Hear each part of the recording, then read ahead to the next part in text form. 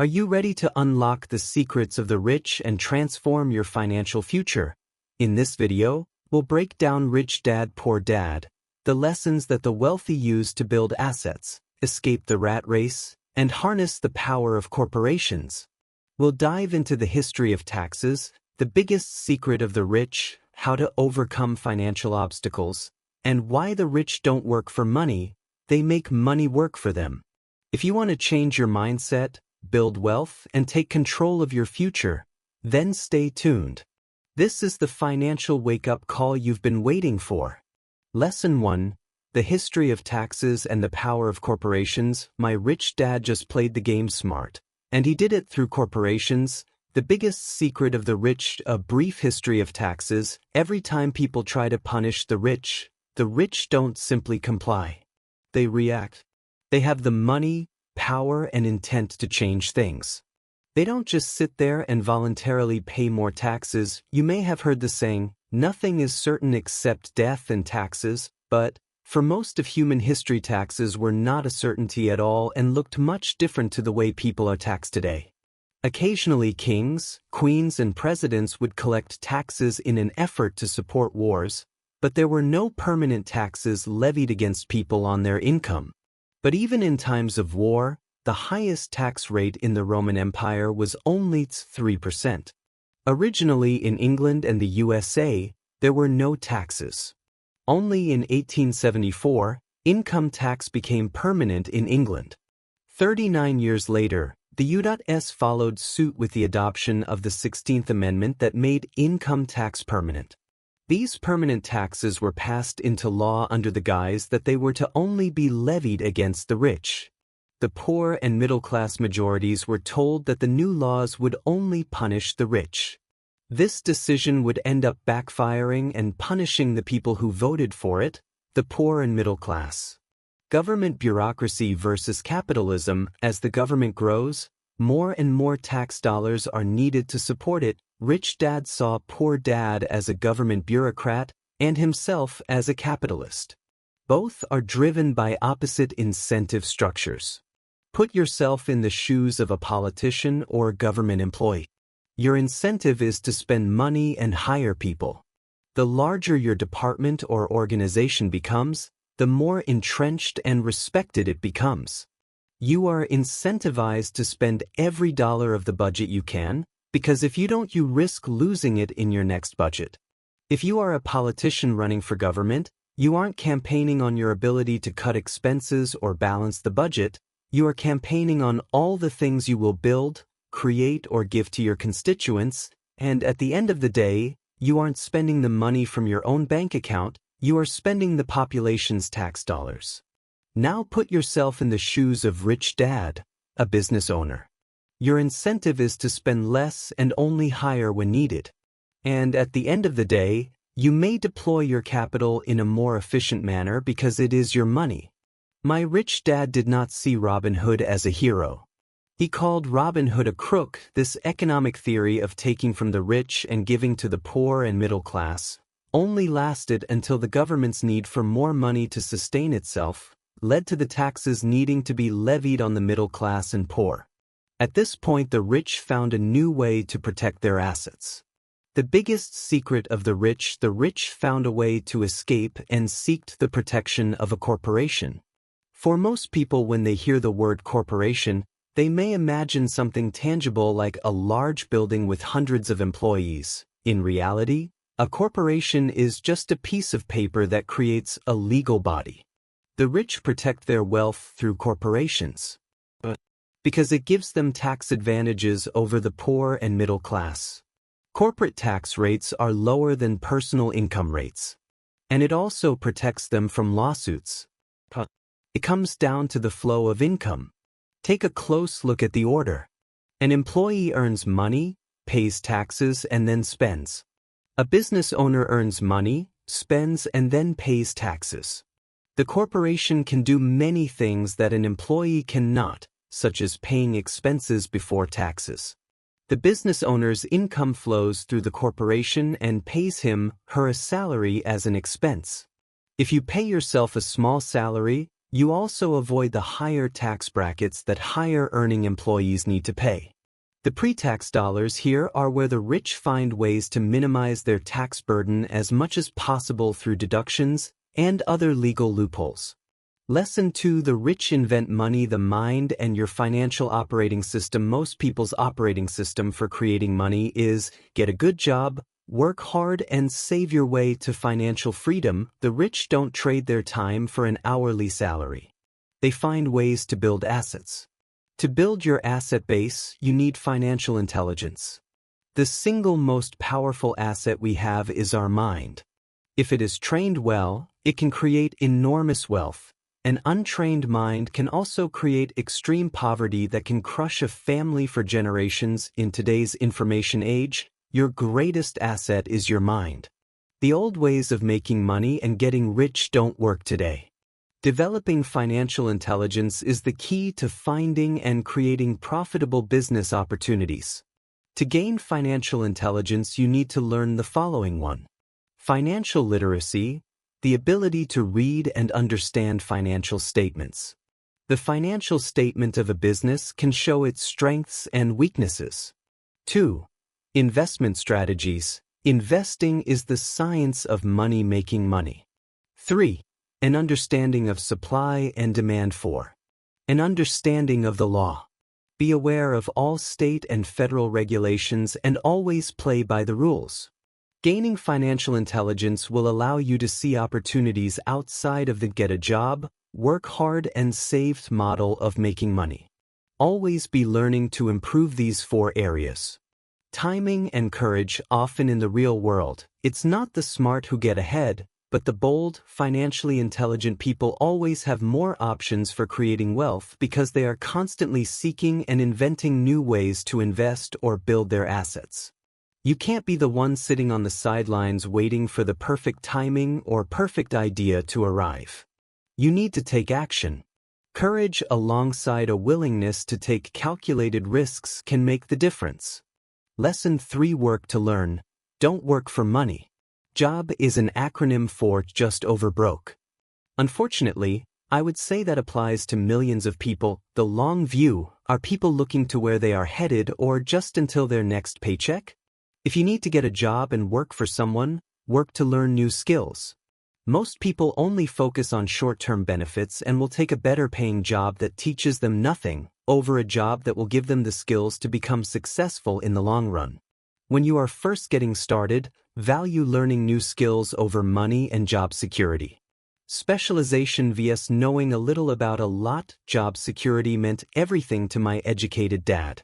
Learning meant everything to my rich dad. Poor dad wanted Robert to become highly specialized and focus on job security. Rich dad wanted Robert to know a little bit about a lot. The main skills you should focus on learning are: 1. Management of cash flow and how to deploy capital. 2. Management of systems. How to plan and allocate your time efficiently. 3. Management of people. Learn how to hire and motivate a team. The main specialty skills Robert recommends are sales, copywriting, and marketing. And the main communication skills are writing, speaking, and negotiating. Most people will tell you it isn't good to jump from one company to another, but in general, most jobs will not expose you to all of these relevant skills. Robert considers working for different companies a wise decision. You will learn more, and from the long view perspective, this will pay dividends. Talent vs financial intelligence. The world is full of talented poor people. Talent isn't enough to become successful. Many talented people are poor or working at low-paying jobs. This is because they haven't learned the skills to leverage their talent into financial rewards. Lesson 4: Overcoming obstacles. The primary difference between a rich person and a poor person is how they handle fear. Here are 5 of the reasons people fail to achieve financial success. 1. Fear. They fear losing money more than making it. 2. Cynicism. They are cynical and do not believe it is even possible to become wealthy. 3. Laziness. They are too lazy to change their habits. 4. Bad habits. Their behavior towards money is dictated by their habits. 5. Arrogance. They're arrogant, ignorant, and ego-driven. 1. Overcoming the fear of losing money. Rich and poor people have fear, but how they deal with fear is different. The rich are able to handle the fear of losing money, whereas the poor become paralyzed by it. Poor people often avoid the topic of fear or money altogether. The poor look at losses as permanent and irreversible. The rich look at losses along the journey as inevitable and only temporary. The key is to take inspiration from your failures along the way, knowing that they are a valuable lesson to learn from and are only temporary setbacks. 2. Overcoming cynicism. Cynics criticize, winners analyze. Cynicism and doubts are what keep most people poor. When you don't even believe it is possible to become rich and you have self-doubt, you let opportunities slip past you and you prefer to play it safe. Cynics will tell you all the reasons why something won't work, but have never actually tried it themselves. Rich people are always analyzing and thinking about how things can work. Poor people are always criticizing and thinking about why things won't work. 3. Overcoming laziness. Too many people lazily accept the status quo and don't strive for something better. Rather than saying, "I can't afford it," try to change your mindset to, "How can I afford it?" This opens the brain and forces it to think of solutions. "I can't afford it" immediately shuts down your ambition. A little greed, but not too much. Too much greed is a bad thing, but Kiyosaki tells us a little bit of greed will help you overcome laziness. 4. Overcoming bad habits. To develop good financial habits, start by paying yourself first. The majority of people pay everyone else before they pay themselves. It should be the other way around. Pay yourself first when you get paid, then everyone else. If you don't have enough to pay the government or creditors, this will force you to creatively think of ways to make more money and repay them. If you pay yourself last, you won't have this incentive. 5. Overcoming arrogance. Many people use arrogance to hide their own ignorance. Robert often found that people who didn't know what they were talking about would often bluff their way through a discussion with arrogance. Try not to be that person. When it comes to investing and wealth creation, never assume that you know everything. Always be open to other people's perspectives and never assume that you have all the answers. Lesson 5. Getting started. To get started on your journey to financial freedom, try the following 10 steps. 1. Find a purpose. Find a reason greater than yourself to keep you on track and help push through obstacles. 2. Make daily choices that propel you towards your purpose. Your spending habits reflect who you are. You can choose to be rich, poor, or middle class every day through your daily decisions. Poor people have poor spending habits. Ultimately, your future is the compounding of all the small decisions you make each day. Replace negative thought patterns such as, "I'll never be rich," by thinking about one thing you could be learning or doing today that propels you towards that financial goal. 3. Choose your friends carefully. Robert warns us not to listen to poor or frightened people. They will tell you all the reasons why what you are doing won't work, but actually have no skin in the game themselves. Choose which people you want to associate with, as these people will influence the decisions you make and opportunities you find the most. 4. Master what you have learned, then learn something new. You become what you study. This is the financial version of you are what you eat. For the masses, the formula most used is to work for money. Wake up, go to work, pay bills, repeat. In today's fast-paced economy, it is not so much what you know anymore, but how fast you are able to learn new things. There are unlimited ways to make money, but so many believe they can only become an employee to earn it. 5. Develop self-discipline. Pay yourself first. When paying bills becomes more important than paying yourself, your life is being dictated by those obligations.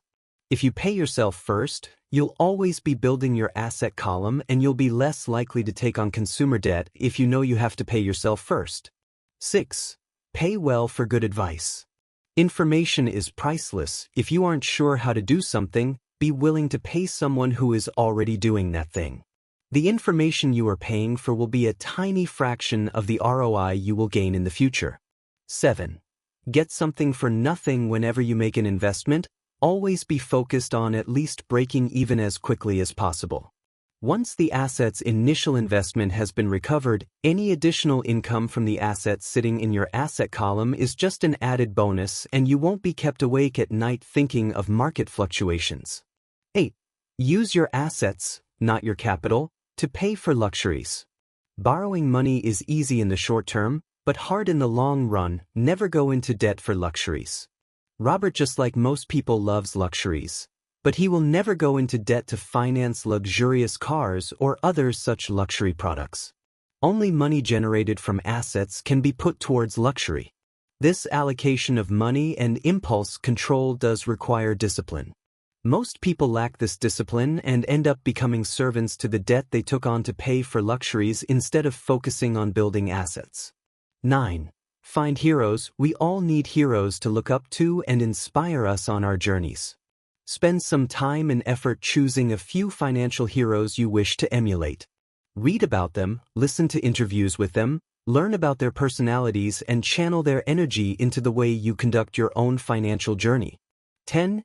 Give and you shall receive. If you can't teach something, that means you don't truly understand. The more you teach others what you know, the more you will learn. Always be generous with your knowledge. The more you give, be it knowledge, money, smiles, love, the more you will receive. Make sure this giving truly comes from the joy of giving and helping others, and not because you expect to receive something in return.